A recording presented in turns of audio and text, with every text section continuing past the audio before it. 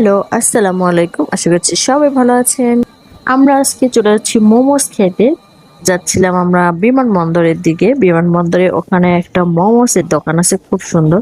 তো আমরা ওখানে গিয়ে তো ফেরত চলে আসলাম। অবশেষে আবার আমরা চলে আসলাম টেস্টি ট্রিটে। টেস্টি ট্রিটে এসে নিহানের জন্য একটা রেড ভেলভেট অর্ডার করলাম। ও রেড ভেলভেট খাবে। তো আর আমরা এখানেও মোমোস পাওয়া যায় কিন্তু ওইটার মতো না। যদি কেউ আপনারা মোমোস খেতে চান তাহলে অবশ্যই বিমানবন্দরের রোডে চলে আসবেন। ওখানকার মোমোসের আহ খুব ভালো আর কি মোমোস ওরা বানায়। তো আপনাদেরকে আরেকদিন আমি দেখিয়ে দিব ওখানে কত সুন্দর মোমোস পাওয়া যায় এবং লোকেশনটাও খুব ভালো করে আপনাদেরকে দেখাই দিব।